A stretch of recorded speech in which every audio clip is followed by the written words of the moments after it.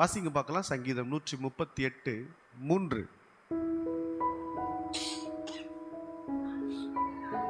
நான் கூப்பிட்ட நாளிலே எனக்கு மறு உத்தரவு அருளி என் ஆத்துமாவிலே பலன் தந்து என்னை தைரியப்படுத்தினீர். கரங்களை தட்டி தேவனை மையப்படுத்த தாவீது சொல்ற வார்த்தை பாருங்க. நான் கூப்பிட்ட நாளிலே எனக்கு மறு உத்தரவு அருளினீர். நான் கூப்பிடும் போது எனக்கு உடனே பதில் கொடுத்தீங்க. எனக்கு பதில் கொடுத்து என் ஆத்துமாவில் பலன் தந்து என்னை தைரியப்படுத்தினீர். ஹல்லேலூயா. என்னை தைரியப்படுத்தினீர்.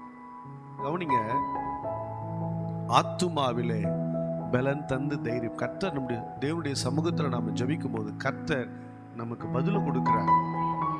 அது நிமித்தம் அவர் பலன் தருகிறார், பலன் கிடைக்கிறது. அது நிமித்தம் தைரியம் உண்டாகிறது. ஹல்லேலூயா.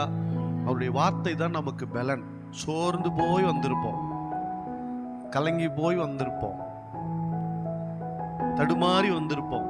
வார்த்தையை கேட்ட உடனே அந்த சோர்ந்து போன முகம் மாறுகிறது, பளிச்சுன்னு மாறுது. டயர்டா வந்தாலும் எந்திரிச்சு உட்காந்துக்கிறாங்க. பலவீனப்பட்டவங்க அப்படி எந்திரிச்சு உட்கார்றாங்க. ஏதோ நடக்கிற மாதிரி இருக்குது, ஏதோ ஒன்று செய்கிற மாதிரி இருக்குது. ஹல்லேலூயா. கர்த்தர் பேசும்போது அந்த பலன் தானாகவே வந்து விடுகிறது. ஹல்லேலூயா, ஹல்லேலூயா. ஆமா, தைரியம் வருகிறது. சோர்ந்து போய் இதெல்லாம் முடியவே முடியாது என்பது வசனம் சொல்லுகிறது. அவரால் எல்லாம் ஆகும். இதை கேட்ட உடனே விடுப்பா, பார்த்துக்கலாம், எல்லாம் நடந்துடும், எல்லாம் செஞ்சிடலாம், எல்லாம் பார்த்துடலாம், படிப்பா பார்த்துடலாம், வேலையா பார்த்துடலாம், எதிர்காலமா பார்த்துடலாம். ஹல்லேலூயா. இந்த தைரியத்தை தேவனுடைய வார்த்தையை பிடித்துக் கொள்ளுகிற விசுவாசம் தான் கொடுக்கிறது. ஹல்லேலூயா. இங்க கூப்பிட்டு பாருங்க, விசுவாசத்தினாலே கூப்பிடுங்க, விசுவாசமா கூப்பிடுங்க. நிச்சயம் உங்களுக்கு தேவன் பதில் தர நல்லவராகவும் வல்லவராகவும் இருக்கிறார். தாவீது எப்படிப்பட்டவன் பார்த்தீங்கன்னா, தன் தகப்பனாரால் கவனிக்கப்படாதவன். தகப்பனாரால் சொல்லப்போன குடும்பத்தினரால் கவனிக்கப்படாதவன், ஒரு பொருட்டா எண்ணப்படாதவன். சாமுவேல் கர்த்தர் அனுப்பி போகிறார். ஈசாயினுடைய பிள்ளைகளை நீ அபிஷேகம் பண்ணு, பிள்ளையை நீ அபிஷேகம் பண்ணு. நேரா போனார். நிறைய பிள்ளைங்க, 7 பிள்ளைங்க வந்துட்டாங்க. யாரை கேட்டாலும் கர்த்தர் இல்லை இல்லைங்கிறார். 2 பேர் மிலிட்டரியில் இருக்கிறாங்க. அவங்கள கேட்டாலும் அவங்களும் இல்லை. இவர் நினைச்சா நல்ல வாட்ட சாட்டமாக இருக்கான், இவனாக தான் இருக்கும். இவ்வளவு தானா? 7 பிள்ளைங்க வரலையும் இன்னொரு பிள்ளை நினைக்கப்படாமலே இருந்தான். இந்த நினைக்கப்படாதவன் தான் தாவீது. ஹல்லேலூயா. உங்கள் குடும்பத்தினரால் நீங்கள் நினைக்கப்படாதவர்களா இருக்கலாம். உங்கள் குடும்பத்தினரால் நீங்கள் ஒரு பொருட்டாக எண்ணப்படாதவர்களா இருக்கலாம். கவலைப்படாதீங்க, தேவன் உங்களை முக்கியமானவராக பார்க்கிறார். ஹல்லேலூயா. உங்க குடும்பம் உங்களை முக்கியமானவரா பார்க்கலன்னா கவலைப்படாதீங்க, தேவன் உங்களை முக்கியமானவராக பார்க்கிறார். ஹல்லேலூயா. தாவீதினுடைய சூழ்நிலை அப்படிதான் இருந்துச்சு. அதுக்கப்புறம் பார்த்தீங்கன்னா, சகோதரரால் புறக்கணிக்கப்பட்டவன். கூட பிறந்தவங்க எல்லாம் அவனை புறக்கணிச்சாங்க, அவனை அக்செப்ட் பண்ணிக்கவே இல்லை, ஏற்றுக்கவே கிடையாது.